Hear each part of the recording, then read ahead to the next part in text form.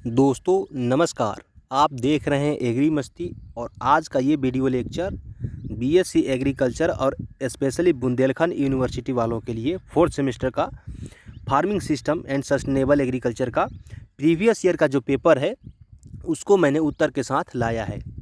जी हाँ दोस्तों, ये जो है वीडियो इसमें पिछले साल का जो प्रश्न है उत्तर सहित इसमें शामिल किया गया है और गारंटी है, और गारंटी तो बिल्कुल है क्योंकि सिलेबस भी सेम है। तो आपके सिलेबस आधारित वीडियो है तो आपके प्रश्न तो फंसेंगे ही फंसेंगे, मैं इसका गारंटी करता हूँ। अगर ऐसा नहीं होता है तो आप चैनल को अनसब्सक्राइब करके आके मुझे कमेंट करके बता सकते हैं पेपर देने के बाद कि सर नहीं फंसा। अब दोस्तों ज़्यादा हम लोग आलतू फालतू की बातें करना बंद करेंगे और वीडियो में प्रश्नों का सिलसिला चालू करेंगे क्योंकि आप लोगों को चाहिए प्रश्न और उत्तर। दोस्तों मैं प्रश्न और उत्तर बताऊँ उससे पहले तो एक रिक्वेस्ट मैं करूँगा ही करूँगा, अगर आपको इस एग्री मस्ती के कंटेंट पसंद आते हैं या फिर आगे भी अपने पेपर के लिए वीडियो देखना चाहते हैं या फिर चाहे आपका कोई भी सेमेस्टर या सिलेबस हो तो उसके लिए आप हमारे चैनल को प्लीज़ सब्सक्राइब कर लीजिएगा। उससे आपका कुछ नहीं जाता लेकिन मेरे लिए वो बहुत बड़ा मदद होता है, इसलिए मेरा ये हम्बल रिक्वेस्ट है आप लोगों से। और इस वीडियो को लाइक कर दीजिएगा। साथ ही साथ आपको PDF नोट्स चाहिए, मैं इसका PDF नोट्स जो है वो टेलीग्राम चैनल पर भेज दूंगा, तो वहाँ पे आपको PDF नोट्स मिल जाएगा जिससे पढ़ने में काफ़ी आसानी होगी। अतः आप लोग टेलीग्राम चैनल को ज्वाइन करना बिल्कुल ना भूलें। टेलीग्राम चैनल का लिंक मैंने डिस्क्रिप्शन में डाल रखा है। और दोस्तों अब चलते हैं प्रश्नों का सिलसिला शुरू करते हैं। तो जैसा कि आप लोगों को दिख रहा होगा ये farming systems and sustainable agriculture का पेपर है, ठीक है। फिर से मुझे कहना नहीं पड़ेगा, आप लोग बिल्कुल ध्यान से देखते जाइएगा।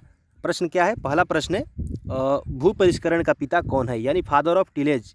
तो दोस्तों भू परिष्करण का जो पप्पा है वो जेंथ्रो टूल है। कौन है? जेंथ्रो टूल भू परिष्करण के पप्पा हैं। आप लोग इसको याद कर लीजिएगा, इस प्रश्न को हर बार पूछा जाता है, सो इस बार भी पूछा जा सकता है। भू परिष्करण के बाद मृदा की भौतिक दशा कहलाती है। तो दोस्तों जो भू परिष्करण के बाद यानी खेत की जुताई के बाद जो मृदा का भौतिक दशा होता है उसको क्या कहा जाता है? तो उसको टिल्थ कहा जाता है, ठीक है। और नेक्स्ट देखते हैं, नेक्स्ट है रिले क्रॉपिंग को प्रस्तुत किया गया।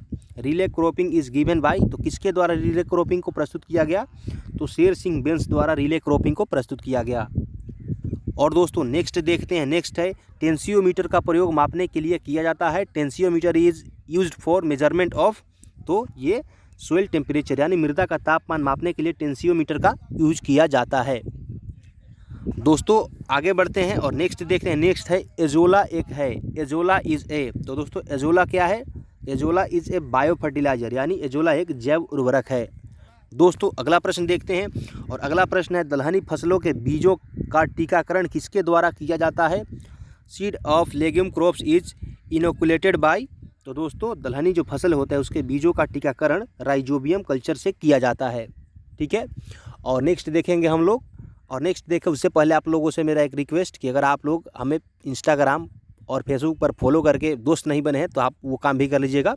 बिल्कुल हम लोग दोस्त हो जाएंगे, बस आप लोगों को क्या करना है, इंस्टाग्राम पे फॉलो कर लेना है और फेसबुक पे भी फॉलो कर लीजिएगा। दोनों का लिंक मैंने डिस्क्रिप्शन में डाल रखा है। ये मेरा आप लोगों से रिक्वेस्ट है ताकि हम लोग एज ए फ्रेंड भी जुड़ सके, ठीक है। और क्योंकि ये वीडियो लेक्चर के बाद का भी एक संसार होता है। तो आगे बढ़ेंगे दोस्तों और नेक्स्ट देखेंगे हम लोग। और हाँ, आप लोग PDF लेने के लिए टेलीग्राम चैनल को ज्वाइन जरूर कर लीजिएगा। सॉरी फॉर डिस्टर्बिंग यू, क्योंकि इतना तो कहना पड़ेगा ताकि तभी आपको पता चले पाए कि आपको PDF कहाँ मिलेगा, ठीक है। और नेक्स्ट है पौधे नाइट्रोजन को किस रूप में अवशोषित करते हैं? Plant absorb nitrogen in the form of, तो दोस्तों जो पौधे होते हैं वो नाइट्रोजन को NH4 और NO3 दोनों के रूप में यूज़ करते हैं, ठीक है। और नेक्स्ट देखेंगे हम लोग, नेक्स्ट है यूरिया में नाइट्रोजन किस रूप में पाया जाता है? Nitrogen is found in urea in the form of, तो दोस्तों जो यूरिया में नाइट्रोजन होता है वो एमाइड के रूप में होता है। किसके रूप में होता है? एमाइड के रूप में होता है। दोस्तों इसको याद कर लीजिएगा, ठीक है। ये 100% इसको पूछा जाता है हर बार और इस बार भी शायद पूछा जाए, लेकिन ये तो ज़रूर है कि जो भी प्रश्न आप देख रहे हैं इससे ही प्रश्न पूछे जाएंगे। और आपको बता दूं जानकारी के लिए कि ये फर्स्ट पार्ट है वीडियो का, इसका दूसरा पार्ट भी चैनल पे इसके बाद डाला जाएगा। तो आप लोग उस वीडियो को देखना बिल्कुल मत भूलिएगा, क्योंकि दोस्तों ये जो पेपर है एक प्रश्न पत्र में 60 प्रश्न होते हैं टोटल।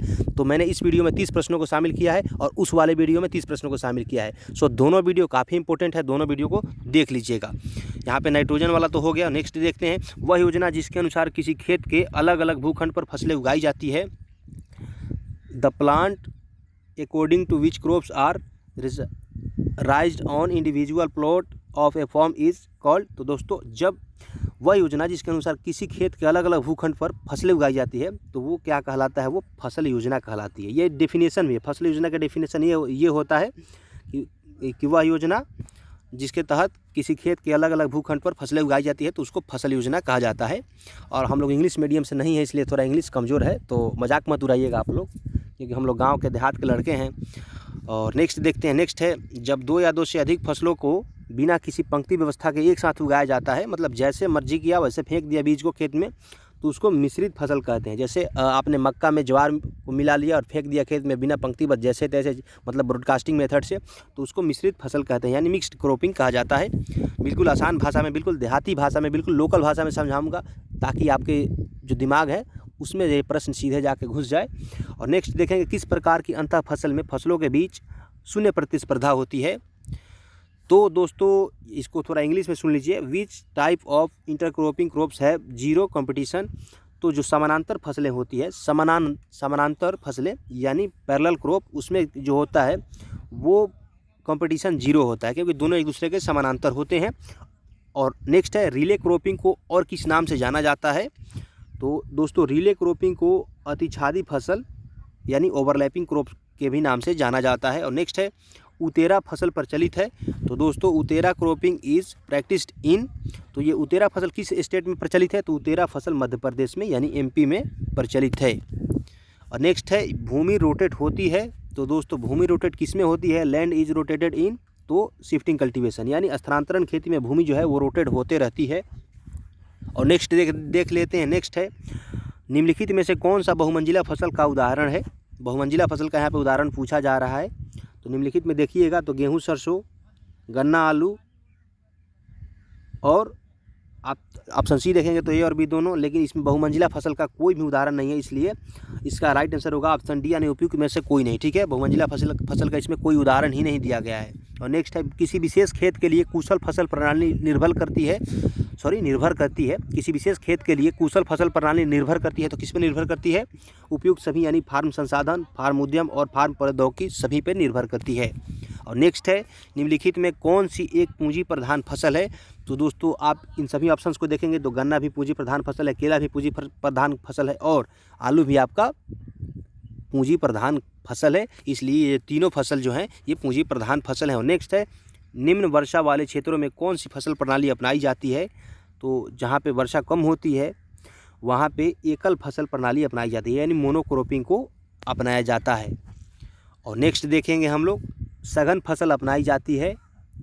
यानी दोस्तों सघन फसल किस तरह की भूमि अपनाई जाती है, तो सीमित भूमि में, क्योंकि अगर आपके पास भूमि सीमित है, कम है, तो आप उसमें ज़्यादा से ज़्यादा फसल को सघनता से उगाएंगे ताकि कम भूमि में ज़्यादा प्रोडक्शन मिल सके। और नेक्स्ट है, कृषि फसलों और पर्यावरण के संबंध का अध्ययन है।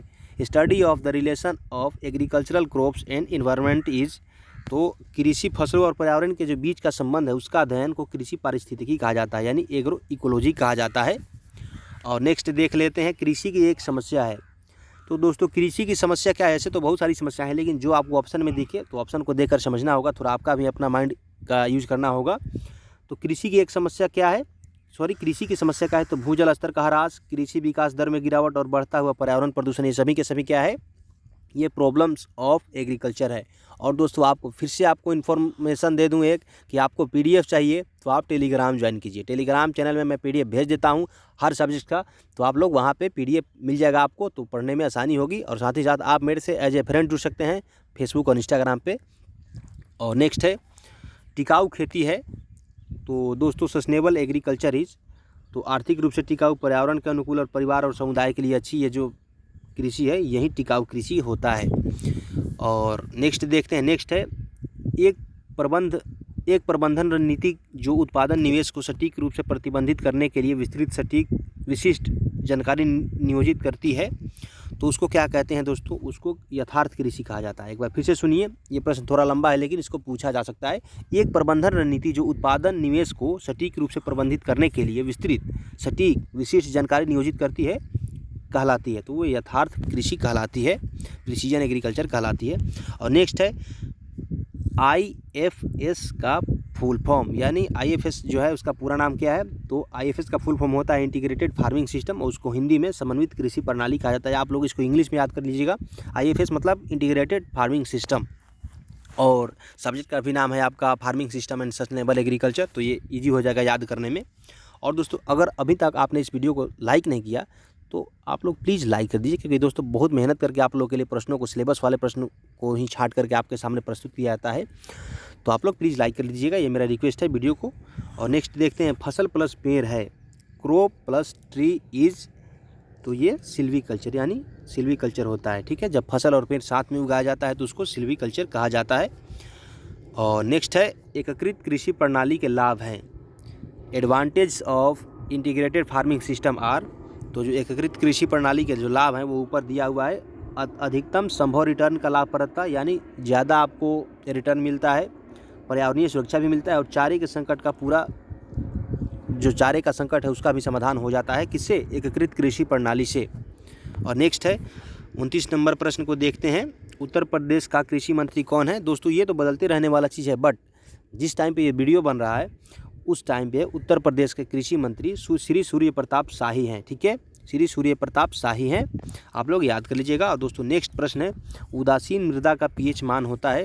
दोस्तों ये तो बिल्कुल बच्चों वाली प्रश्न हो गई, यानी the pH value of neutral soil is, तो उदासीन मृदा का यहाँ पे बस उदासीन मृदा सुनते ही आपको आपके मन में आ जाएगा कि उदासीन जो मृदा होता है उसका जो पीएच मान होता है वो 7 होता है। दोस्तों वीडियो कैसा लगा, और अगर आपका कोई सुझाव है तो कमेंट में ज़रूर लिखिएगा। और इस वीडियो का ये जो फर्स्ट पार्ट था इस सीरीज़ का यहीं पे समाप्त होता है। मिलते हैं किसी अगली वीडियो में, तब तक के लिए आप सभी का बहुत बहुत धन्यवाद।